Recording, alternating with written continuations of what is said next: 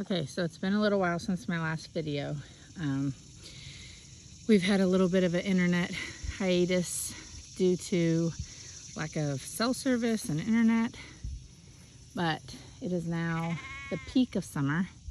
It is hot, humid, and we are now experimenting with a new method, still within the same dynamic of regenerative agriculture and rotational grazing and paddock paradise. But we are working through decreasing our time and management so that we can improve our methods and also get a better grazing pattern in the horses. So the big thing is cows are predominantly used in this method, and we are doing our experiments and can this be done with horses, and can it be done in an effective manner that keeps our horses healthy and happy and nutritionally sound while also doing the job that a cow would do. So far over the last year, we have learned that yes, the short answer is yes, you can do it. There are a couple of tricky parts that make it a little different. Herd dynamics and grazing patterns are huge. Our herd dynamic has adjusted for the better in the past couple of months. So y'all know Daisy, the little pony, and then we have Storm the Mustang, Georgia, and Roxy. So Georgia is our quote lead mare, who kind of runs the show out of lack of confidence and some other stuff we've been working through, and she's making some great improvements. She now allows Roxy in her grazing space, Daisy some. So what we see here, so see how tight they are grazing? That's really tight comparatively to a year ago when we started this. Now we have Storm and Georgia that are right next to each other, and then we have Roxy and Daisy in a very, very close proximity. Now what we're doing is grazing lanes now. Through the past year, we've used a track in order to get them to each of their new grazing sections. So every time we move the track, or every time we moved the grazing paddock, we would run them down the same lane in order to get to the grazing area. So we were recreating the paddock every move. Now it's common, maybe not common, but you do see within cattle operations that use these methods where they do these grazing lanes. So let's see if you can see here. So right now we have lanes, and it's wide enough for a whole paddock. Now we still have the old track that's running down. Sorry, that's blurring out. We have the track that brings them down from the barn where their shade and water is. But each day, the two side spots stay, and then the back fence moves. So they started up there, and then every day they've come closer and closer.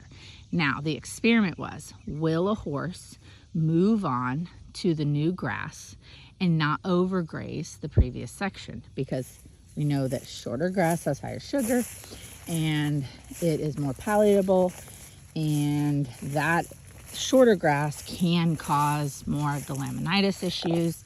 And so because this field is in such severe need of rehabilitation, and it doesn't have great grass, like even the grass that's out here is low sugar.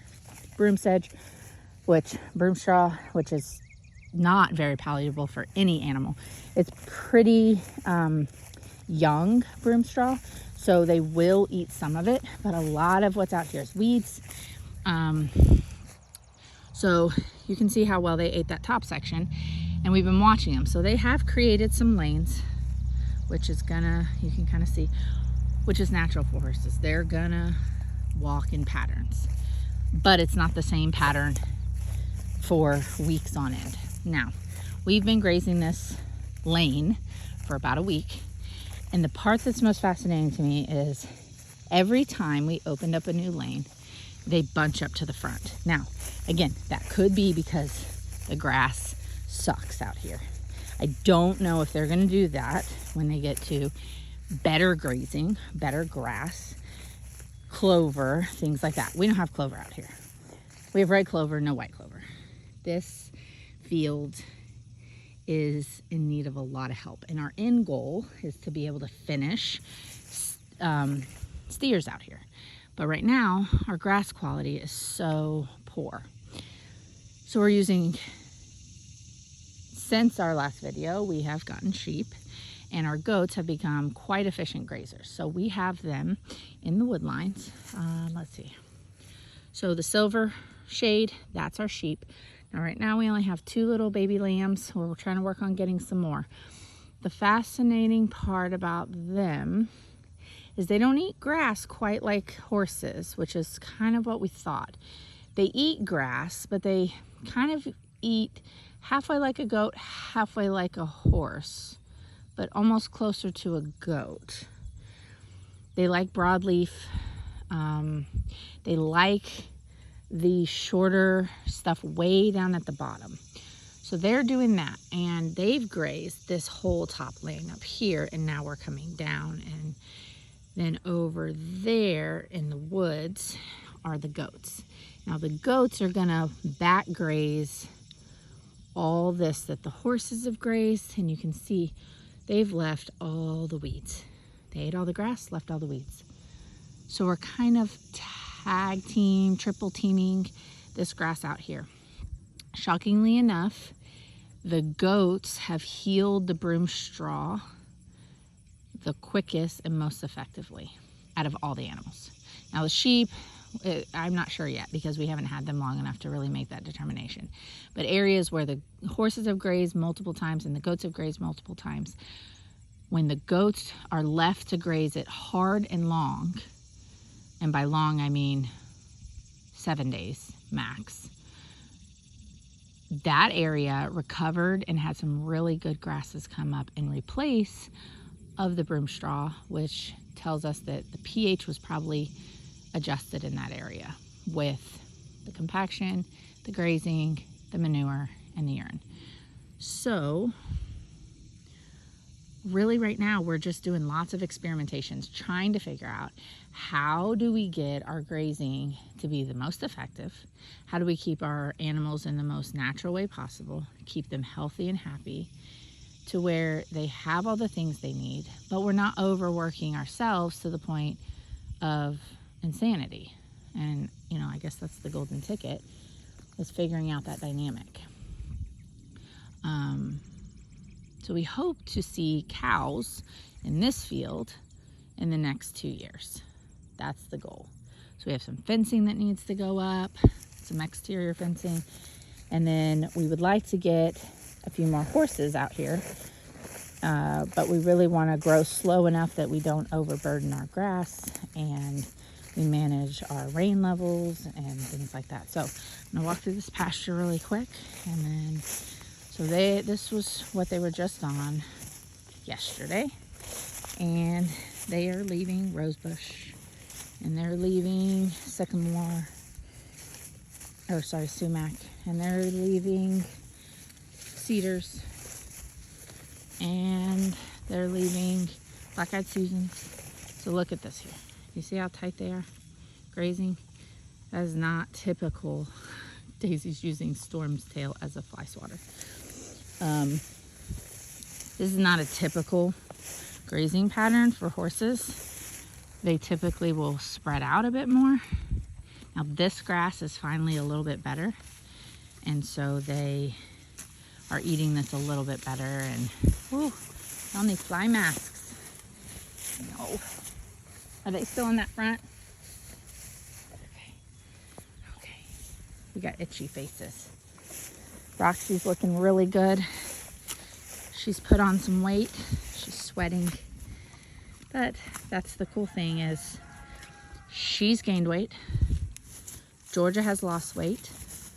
Storm has gained weight, but we're good with Storm gaining weight since she's not always had all the food she's needed in the past couple years. So she's a little chunky, but we're gonna let her go through a full year in Virginia on our grass and our methods before we really get too concerned. She's not bad overweight, she's just a little chunky. And then we have Daisy, who, she's looking good. She's got a little bit of a hay belly, not bad, and she just gets hives and something out here breaks her out.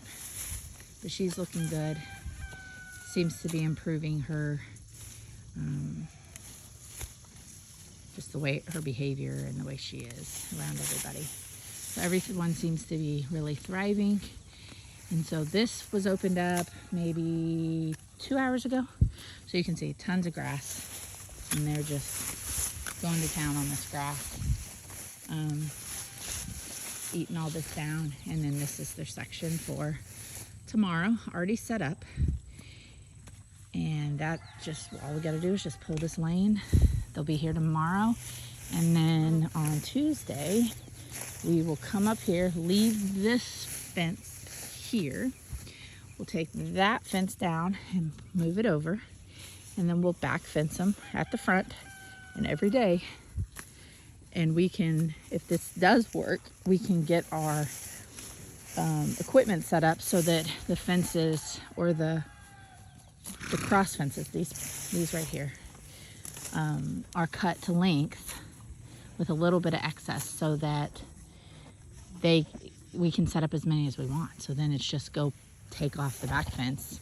And if we don't have to create these openings at each paddock, then it saves us a lot of time. Now we're still gonna have cross lanes at the front and that way. And we may have to rework the way we graze on the other side of that fence. But we'll be out in this field for a while until we get ready to flash graze back on the main property. And then it's already time to start focusing on winter stockpile. So the year goes quick and we stay busy. But that's where we're at right now, and this is what we're looking like. And all right.